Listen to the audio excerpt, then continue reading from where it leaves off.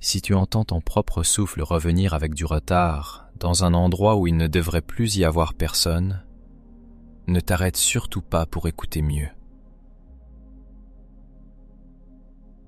Abonne-toi, laisse un like et reste jusqu'au bout. Parce que dans cette histoire, le plus terrifiant n'est pas ce que j'ai vu au fond de la grotte.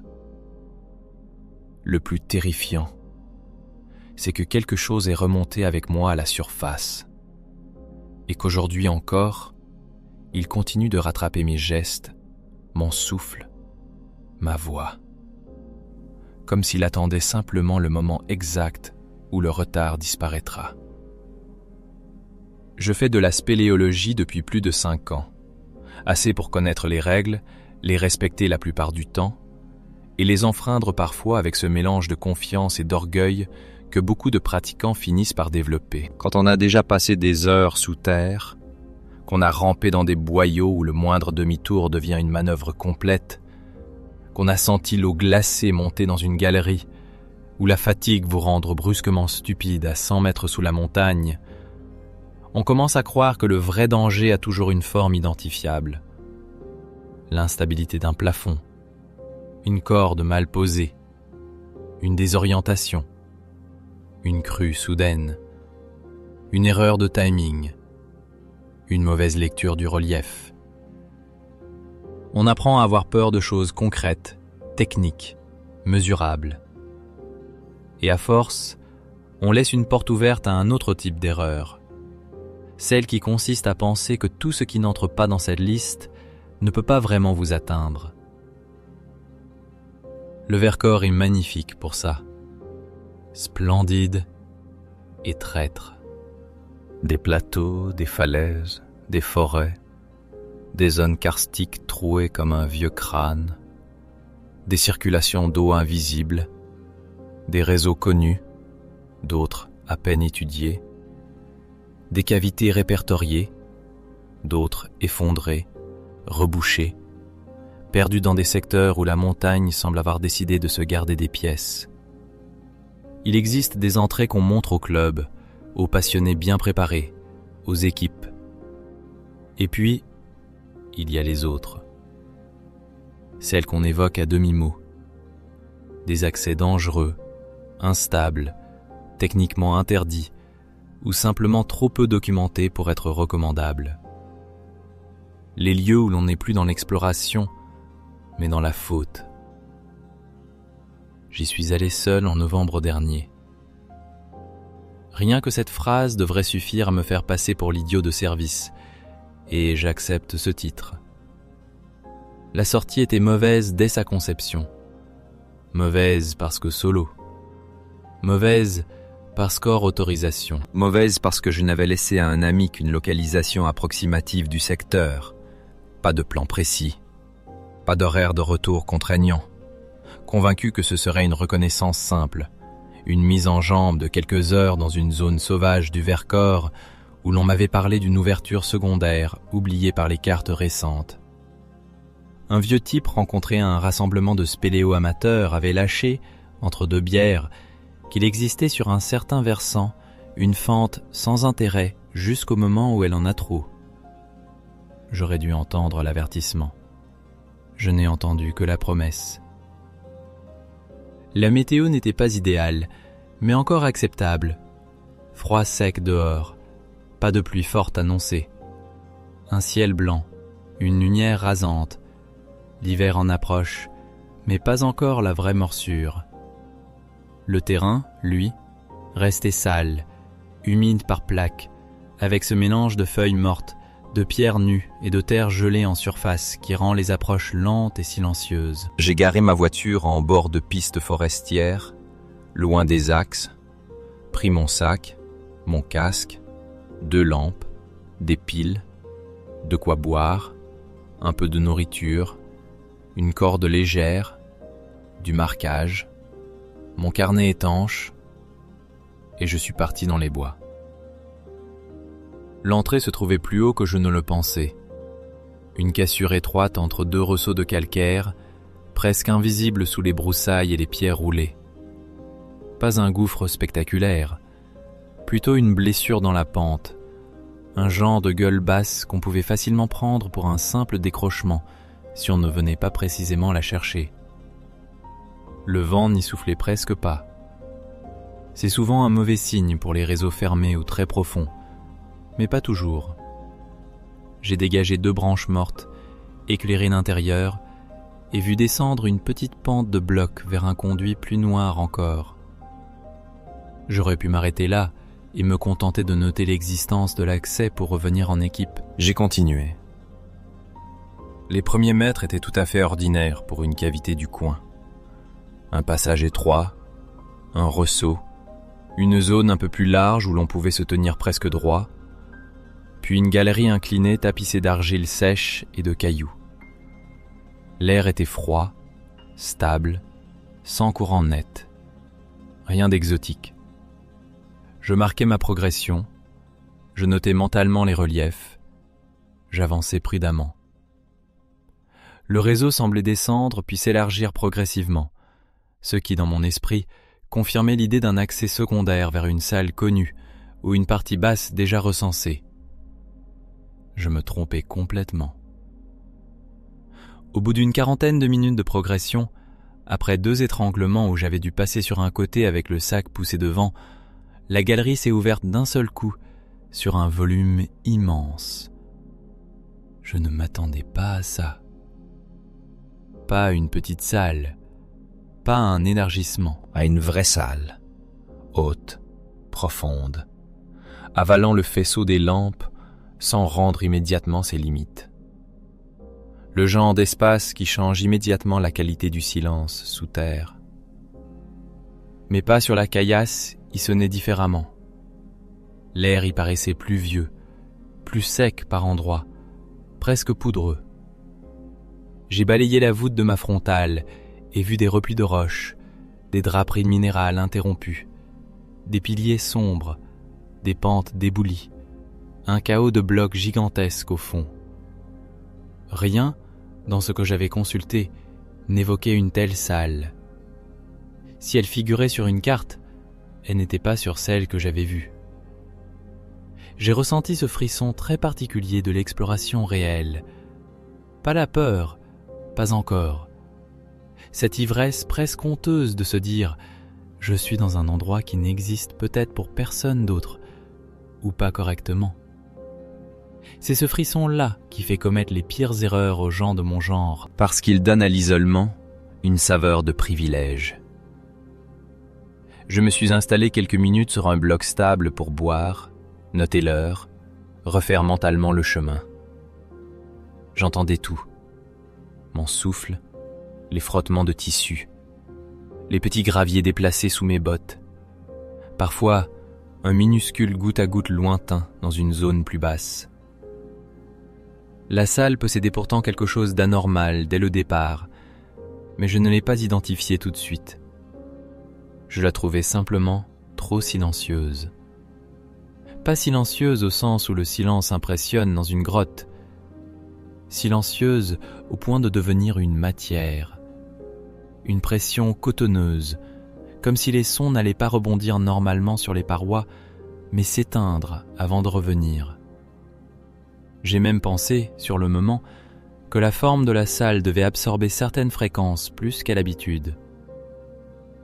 J'ai continué à l'explorer. Je progressais lentement le long d'une pente déboulie vers une plateforme plus stable, en éclairant les parois, à la recherche d'un éventuel conduit ou d'une reprise de galerie. Le sol portait des couches fines de calcite, des zones d'argile sèche, des cassures anciennes. Rien de vivant, évidemment, rien de récent. Mais plus j'avançais, plus j'avais la sensation d'entrer dans un volume qui n'aimait pas être mesuré. Mes faisceaux de lampes se perdaient mal. D'habitude, la lumière en cavité vous renseigne sur les formes. Là, elle semblait parfois glisser sur des surfaces qui restaient sans distance correcte. Un bloc me paraissait proche, puis s'avérait beaucoup plus loin. Une ombre semblait annoncer un renfoncement et devenait une simple variation de la paroi. C'était moins une illusion qu'un défaut de réponse de l'espace. Au bout d'1 heure environ, peut-être un peu plus, J'ai commencé à remarquer le problème du son. Ce n'est pas arrivé d'un seul coup. D'abord, je me suis dit que mon propre bruit de pas me revenait bizarrement. Pas assez fort, pas de la bonne direction. Puis j'ai parlé à voix haute, comme je le fais parfois pour garder une articulation claire des gestes en solo. Ok, demi-tour par là si besoin. L'écho n'est pas revenu normalement. Dans une grotte, on connaît plus ou moins le comportement du son. Écho franc, retour multiplié, amortissement par l'argile, tout cela a une logique. Là, ma phrase a été absorbée, et rien n'est revenu pendant un temps beaucoup trop long. Puis, 5 secondes plus tard environ, du fond de la salle, un fragment de ma propre voix est revenu.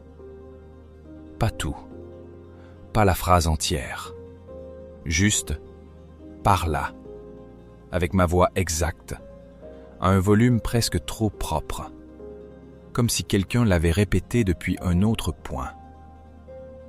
Je me suis figé. J'ai attendu. Rien. J'ai d'abord cru à un effet de forme très particulier, une cavité latérale lointaine, un angle de réflexion absurde, une sorte de cuvette sonore. Fascinant, mais pas inquiétant en soi. J'ai donc testé. J'ai tapé du pied. Le son de l'impact s'est perdu. Puis 5 secondes plus tard, le même impact est revenu depuis le fond. Pas déformé, pas affaibli comme un écho diffus.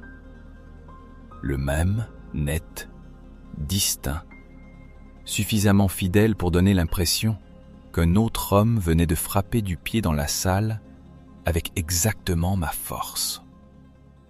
Je me suis mis à compter.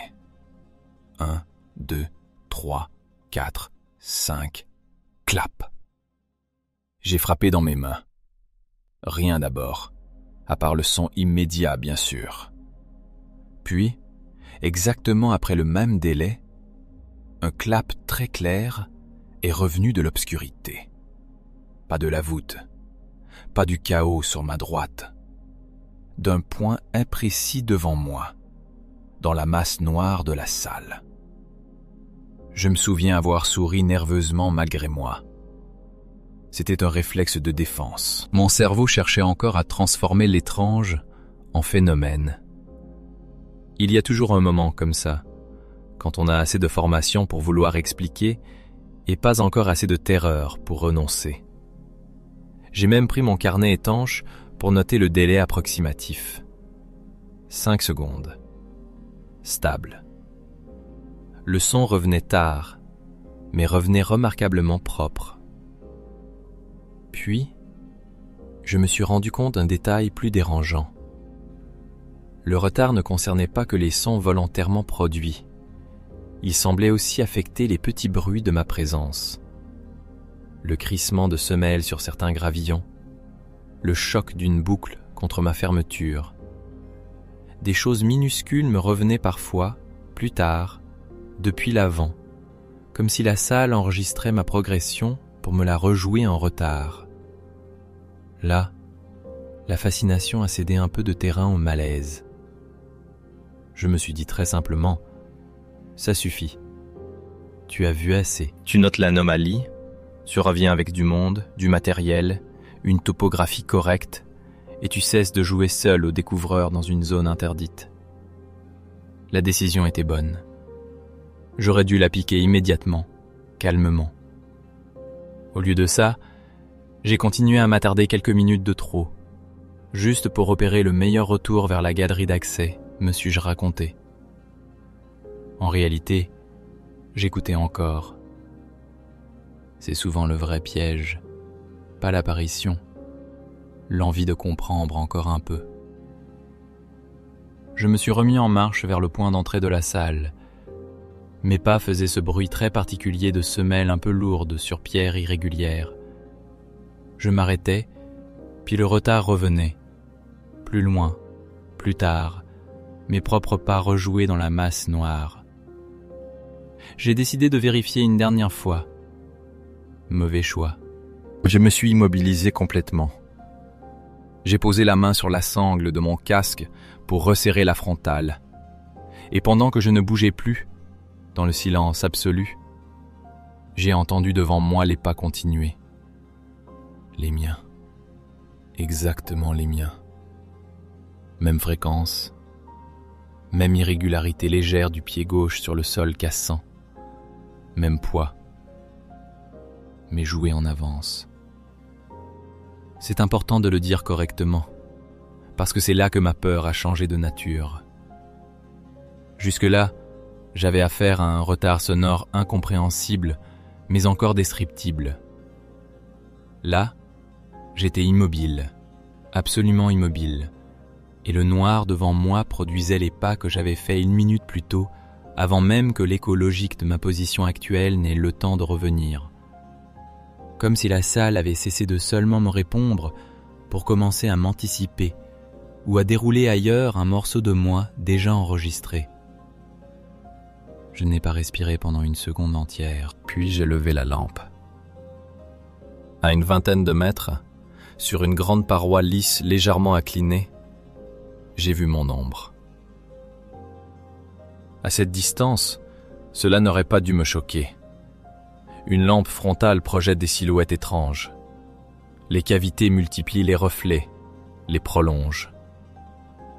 Sauf que mon ombre ne collait pas correctement à ma posture.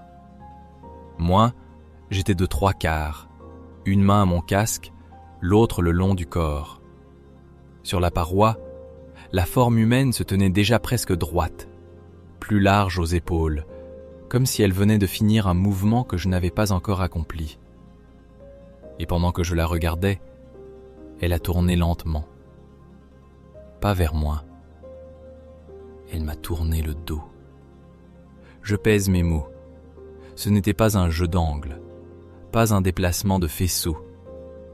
Je n'avais pas bougé assez pour produire une telle rotation. Et surtout, le mouvement possédait une lenteur volontaire, presque organique, comme quelqu'un qui décide, après vous avoir vu arriver, de vous retirer son visage pour vous montrer qu'il peut exister sans vous. Je suis resté 1 fraction de seconde de trop.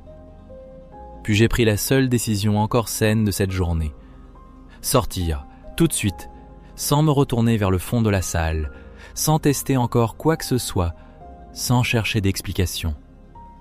Je me suis engagé en sens inverse, vers la galerie basse par laquelle j'étais entré, aussi vite que possible, sans me briser le cou dans l'éboulis. La fuite en spéléologie n'existe pas vraiment. On peut s'extraire en urgence, oui. On peut accélérer, sacrifier la grâce du geste à l'efficacité.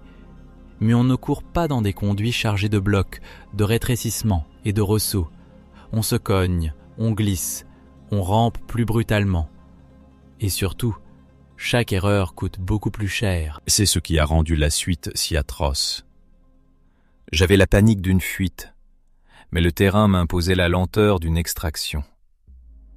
J'ai dévalé la pente de cailloux, me suis faufilé dans le premier étranglement en m'arrachant la manche et cogné mon casque contre le plafond, juré, senti le goût du sang quelque part dans ma bouche, sans savoir si je m'étais mordu ou ouvert la lèvre. Et derrière moi, à 5 secondes, mon propre souffle revenait. Pas tout de suite, non. D'abord le mien, réel, laborieux, coincé dans la poussière froide de la roche. Puis, 5 secondes plus tard, le même souffle, plus loin dans la galerie, derrière moi, rejoué par le noir. Mon halètement, ma panique. Chaque inspiration arrachée à la fatigue me revenait comme si quelqu'un me suivait en respirant exactement comme moi, avec le même effort. Je me suis mis à compter malgré moi. 1, 2, 3, 4, 5. Et mon propre souffle revenait du fond. 1, 2, 3, 4, 5. Encore. C'était pire que des pas de poursuite. Pire qu'un cri. C'était mon corps réémis dans le mauvais ordre, avec ce décalage stable qui transformait chaque geste en présage de lui-même. Je me suis coincé dans le second boyau. Pas longtemps, mais assez pour comprendre ce que la peur fait à la technique.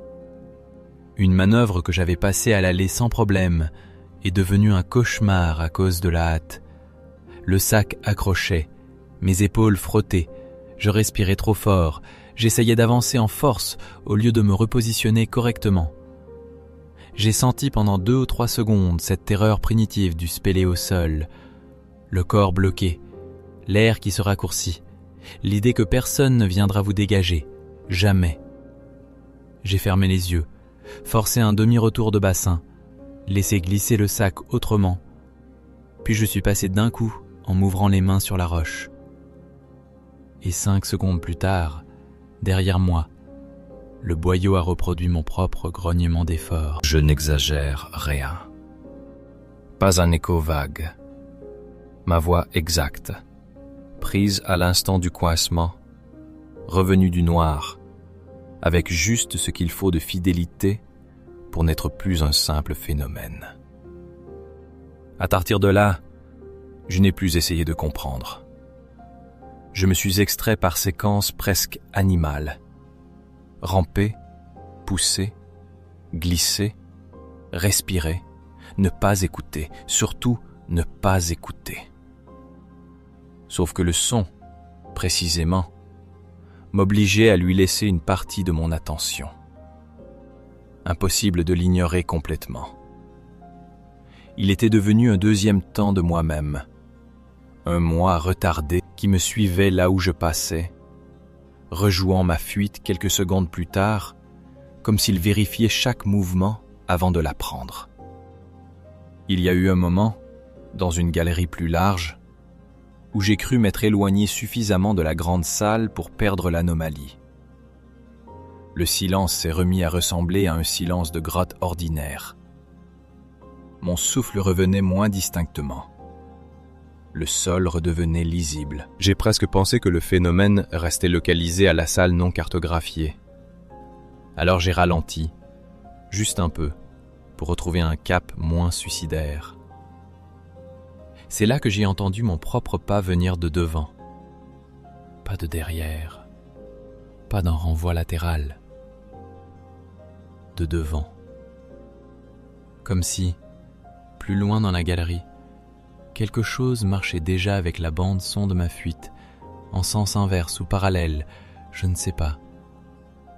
Mon pied a hésité, un demi-appui.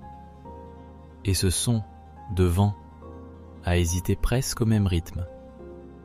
Pas un écho, une correspondance. Je me suis remis à avancer beaucoup trop vite. La progression jusqu'à l'entrée m'a pris une éternité. Dans mon souvenir, elle dure 1 heure, peut-être 20 minutes, peut-être moins. Le temps s'était cassé comme le son. Je sais seulement que quand j'ai enfin aperçu la clarté faible de l'extérieur au bout du dernier conduit, j'ai ressenti un soulagement si fort qu'il m'en a presque fait pleurer. La surface, même froide, même forestière, même isolée, redevenait un monde avec du vent, des odeurs normales, des directions, des oiseaux, des choses qui existent ensemble sans se décaler. Je suis sorti à genoux dans les feuilles. Le jour déclinait déjà. Novembre en montagne n'offre pas beaucoup de marge, et j'avais perdu plus de temps que je ne l'admettais. L'air du dehors m'a paru violent, énorme, presque trop vivant. J'ai retiré mon casque, respiré comme un noyé, bu d'une traite plusieurs gorgées, puis je suis resté accroupi quelques secondes, le temps de laisser mon corps comprendre qu'il n'y avait plus de plafond à 10 cm de mon visage. Je croyais que c'était fini. Cette illusion a duré moins d'1 minute. Je suis redescendu jusqu'à la voiture en me forçant le plus regarder derrière, justement parce que j'avais conscience du ridicule possible de ma peur une fois au jour. Le Vercors autour de moi était gris, froid, parfaitement banal. Des arbres, une pente, de la pierre. Rien de plus. J'ai ouvert la portière, jeté le sac sur le siège passager et je me suis glissé au volant. J'ai tiré la porte. Aucun bruit. Le métal s'est bien refermé. Je l'ai senti. J'ai vu le mouvement. Mais le claquement n'est pas venu. Je suis resté figé, la main encore sur la poignée intérieure. 1 seconde. 2. 3. 4. 5. Clang. Le bruit de la portière a éclaté dans le bois vide 5 secondes après le geste. Exactement comme sous terre. Je n'ai pas démarré tout de suite.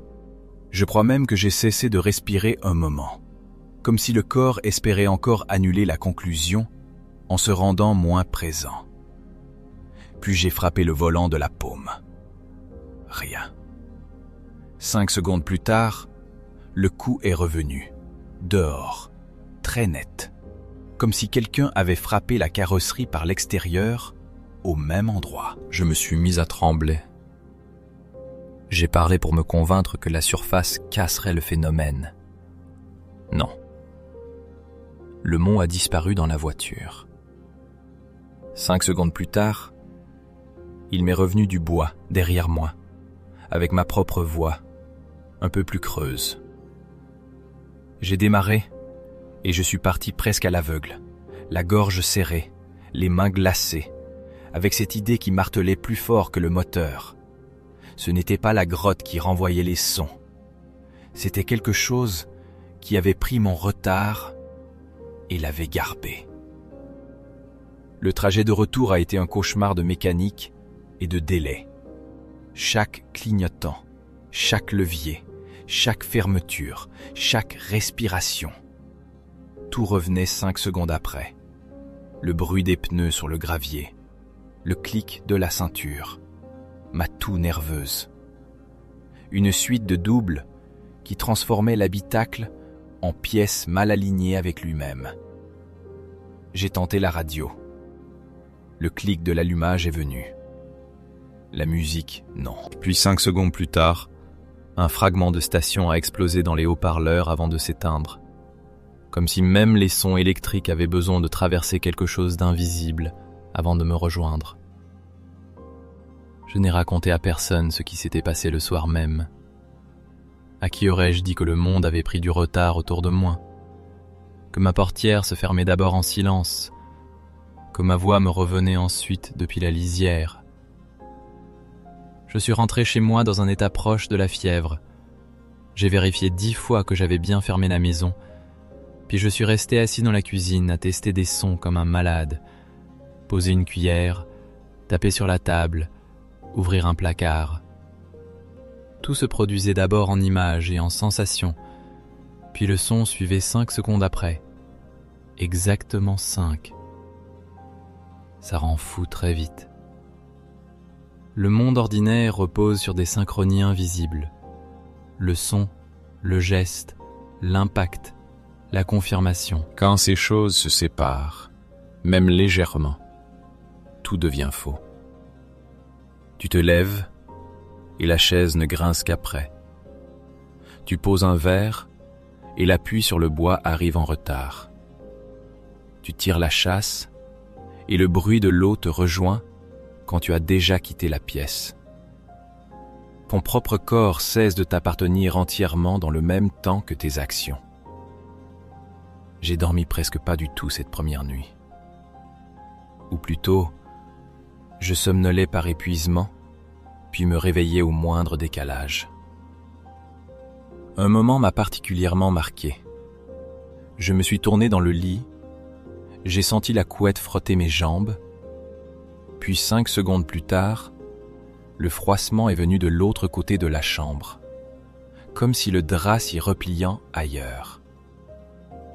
J'ai allumé toutes les lumières vers 3 heures du matin. Aucune présence, aucun signe concret. Seulement ce retard de 5 secondes entre le monde et son bruit.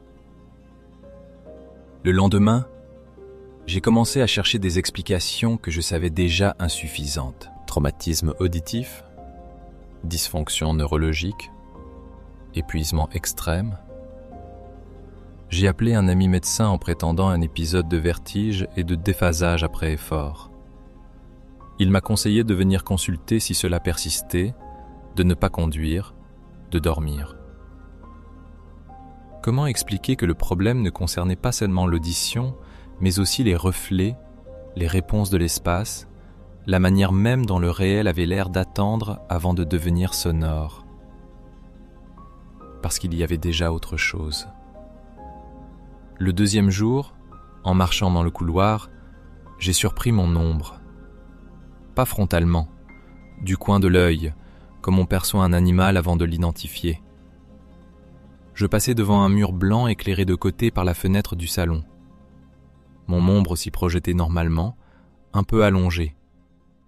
Puis, alors que je m'étais arrêté pour écouter le retard d'un pas, la silhouette noire a achevé un demi-mouvement que je n'avais pas fait. Une rotation infime de l'épaule, une hésitation du bras. Le genre de détail qu'on attribue facilement à la persistance rétinienne. J'aurais dû le faire. Je n'ai pas fait parce qu'au fond, quelque chose de la grande salle m'avait déjà préparé à ça. J'ai décidé de me taire sur tout, de ne pas consulter tout de suite, d'observer. C'était sans doute encore une erreur, mais l'expérience sous terre m'avait déjà mis dans cet état d'esprit dangereux où l'on croit qu'en regardant plus attentivement une anomalie, on garde sur elle un avantage. Je me suis donc mis à vivre avec le retard comme avec une expérience temporaire, noter quand il apparaît, s'il varie, s'il se réduit. J'ai utilisé le chrono de mon téléphone, des claquements de doigts, des enregistrements. Oui, j'en ai même fait des vidéos pour vérifier si le décalage existait objectivement ou seulement pour moi. Le résultat était confus et bien pire qu'un simple trouble personnel. Sur certaines vidéos, le décalage s'entendait réellement. Pas toujours parfaitement, mais assez pour que quelqu'un d'autre puisse le remarquer si je lui avais montré. Je ne l'ai pas montré. Sur d'autres, le son semblait normal, mais mes gestes paraissaient légèrement anticipés, comme si l'image elle-même avait choisi un autre axe de faux. Une fois, en filmant ma main qui tapait 2 fois contre la table, j'ai constaté quelque chose d'encore plus inquiétant. Le second tapement sonore venait bien avec retard, mais l'ombre de ma main sur le mur, elle, semblait partir une fraction de seconde avant le mouvement réel. C'est à ce moment-là que j'ai commencé à comprendre, ou à croire comprendre, que ce qui m'avait suivi ne relevait pas seulement du son. La grotte m'avait présenté le phénomène par l'acoustique parce que c'était son langage le plus évident. Délai, retour, anticipation. Mais à la surface, le problème gagnait d'autres couches. Les ombres, les reflets, les séquences. Comme si quelque chose avait appris à décaler ma présence entière par rapport à moi-même. Je suis retourné voir un camarade spéléo au bout de quelques jours, sans raconter toute l'histoire. J'ai parlé d'une salle non cartographiée dans le Vercors, d'échos très anormaux, d'un malaise, de possibles effets de fatigue. Il a tout de suite tiqué sur le fait que j'y sois allé seul, puis m'a demandé si la salle semblait sourde ou retardée. J'ai sursauté sur le mot. Retardée comment ? Il a hésité. Il y a des vieux récits de clubs sur certaines salles qui répondent mal. Des lieux où le son revient comme s'il devait d'abord passer plus loin. Souvent, c'est des conneries de spéléo pour impressionner les nouveaux, mais... Enfin bref, on évite certains secteurs. J'ai demandé lesquels. Il n'a pas su être précis. C'était le genre de savoir parasite qui circule sans source propre. Un ancien du Vercors aurait parlé d'une chambre qui garde les secondes dans un réseau peu documenté. Un autre évoquait un secteur interdit parce que les topographes n'arrivaient jamais à fixer exactement la forme d'une salle. Rien d'utilisable. Rien d'admissible dans une conversation sérieuse. Pourtant entendre, dans la bouche d'un autre, ne serait-ce qu'une rumeur du même ordre, m'a fait plus peur que si j'étais resté seul avec ma version. Au bout d'une semaine, le retard a commencé à diminuer. C'est cela qui m'a vraiment brisé. Tant que tout restait à 5 secondes, aussi monstrueux que ce soit, il existait une règle stable. Je pouvais encore imaginer vivre quelque temps avec ce décalage, l'isoler, attendre que le cerveau ou le corps reviennent à la normale. Mais soudain, ce n'était plus 5 secondes, 4, puis 3 sur certains sons, 2 sur d'autres. Comme si quelque chose me rattrapait. Je me souviens du moment exact où j'ai compris cette évolution. J'étais dans la cuisine, je me servais un café. La cuillère a teinté contre la tasse après 2 secondes à peine. Je me suis figé. J'ai refait le test, puis un autre. Je clignais des yeux, j'écoutais ma respiration, je frappais contre le plan de travail, je notais l'écart. Il rétrécissait, lentement mais sûrement, pas aléatoirement, comme une distance qu'on comble. Depuis, chaque jour, je vis dans la peur du point zéro. Je sais à quel point cette phrase peut sembler délirante, mais quand une chose monstrueuse se comporte avec régularité, elle devient presque administrative dans l'angoisse qu'elle produit. Je ne crains plus seulement l'anomalie, je crains son échéance. Si le son me rattrape, alors quoi? Est-ce que tout revient à la normale? Ou est-ce que ce qui me suit n'aura plus besoin de retard pour exister à ma place? J'avais déjà ce doute quand le miroir a terminé de me convaincre. C'était hier soir. Je me brossais les dents dans la salle de bain. Geste banal, heure banale, lumière blanche, carrelage froid. Le retard n'était plus que d'1 seconde ou un peu moins. Assez pour rester perceptible quand j'y prêtais attention. Pas assez pour devenir spectaculaire à chaque mouvement. C'est presque pire, d'ailleurs, parce qu'on commence à s'habituer, à négocier avec l'horreur. Je me regardais dans la glace sans insister, juste assez pour éviter de penser à la chose. J'ai fini, rincé la brosse, posé le verre, reculé d'un pas. Et mon reflet est resté. Pas comme dans une image figée. Il a continué à se brosser les dents. 1 seconde de plus, peut-être moins. Assez pour que toute ma peau se couvre de froid. Je me suis immobilisé dans le vrai monde, brosse déjà abaissée, bouche vide. Dans le miroir, moi, ou ce qui me portait sous ma forme, faisait encore 2 mouvements lents, méthodiques.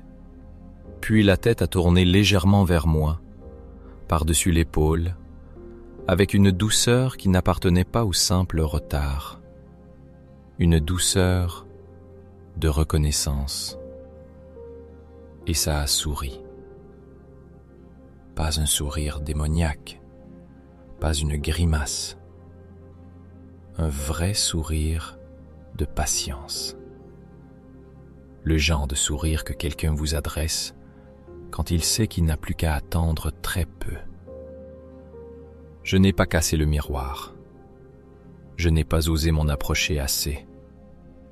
J'ai quitté la salle de bain, j'ai allumé toutes les pièces et je suis resté assis dans la cuisine jusqu'au matin, avec la sensation très nette d'avoir vu, non pas un double, non pas une hallucination, mais un remplaçant, en train de finir son temps de retard. Comme si depuis la salle du Vercors, quelque chose répétait mes gestes, d'abord à 5 secondes, puis 4, puis 3, puis 1, jusqu'au moment où il pourrait les produire exactement en même temps que moi, ou un peu avant. Je ne vais plus sous terre. Je ne me regarde presque plus dans les surfaces réfléchissantes. Je compte mes sons sans cesse. Je parle peu. Je marche lentement. Je déteste les lieux vides. Et surtout, j'ai peur du jour où le retard disparaîtra entièrement. Pas parce que je crois alors retrouver une vie normale, parce que je crains l'inverse, que ce ne soit pas mon monde qui rattrape le son, mais le son qui me rattrape moi. Que mes gestes, mes souffles, mon reflet, tout ce qui me constitue comme séquence correcte, cesse de m'appartenir une fraction de seconde avant que je le fasse. Je dors très mal. Je laisse parfois un enregistreur tourner la nuit. Sur certaines prises, on entend encore ce délai. Sur d'autres, quelque chose de pire. Un deuxième souffle qui commence juste avant le mien. Une brosse à dents frottant encore quand je me suis déjà éloigné. Un pas de plus dans le couloir alors que je me suis arrêté au bout. Si j'en parle aujourd'hui, ce n'est pas pour qu'on me croie héroïque ou maudit. C'est parce que l'écart continue de diminuer et que je ne suis plus sûr de réussir à raconter cette histoire une fois que tout se recollera. Peut-être qu'à ce moment-là, il n'y aura plus aucun signe audible. Peut-être que personne ne remarquera rien. Peut-être que je continuerai à parler, marcher, sourire, travailler, exactement comme avant, avec juste ce qu'il faut de cohérence en plus pour que le changement devienne invisible. Et si un jour tu me croises et que je te réponds une demi-seconde trop tôt, n'insiste pas pour dire que tout va bien. Parce que s'il a enfin fini de me rejoindre, alors ça voudra dire une seule chose, que je suis déjà passé du mauvais côté du silence.